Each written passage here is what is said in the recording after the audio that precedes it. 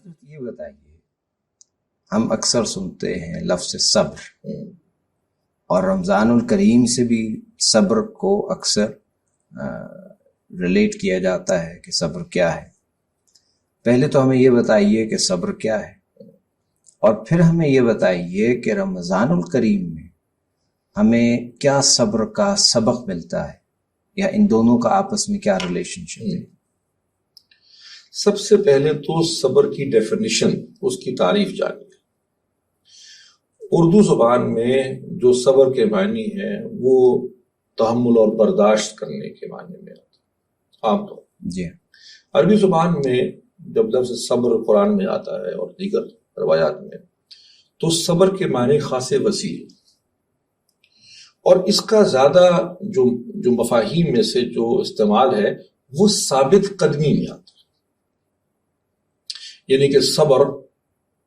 صبرا اس گھوڑے کو کہتے ہیں جو بجلی کے کڑکنے سے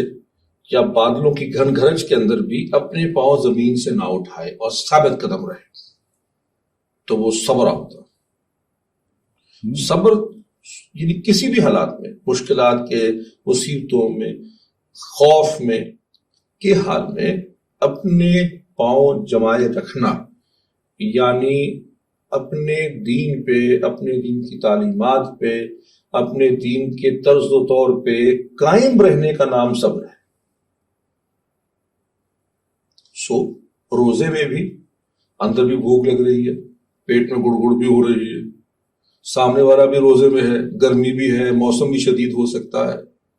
اور اس حال کے اندر کوئی ایسا فعل آ گیا، ایسا امر سامنے آیا، غصہ آ گیا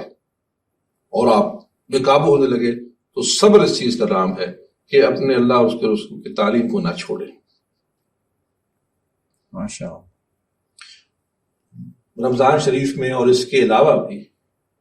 سخت ضرورت پڑ گئی مال کی، پیسے کی، اور ایسا کوئی مال سامنے آیا، ایسا کوئی موقع آیا جس میں کہ تھوڑی سی مشکوک ہے اور گڑبڑ ہے، تھوڑی سی آمیزش ہے حرام کی، تو ثابت قدم رہے۔ نہیں،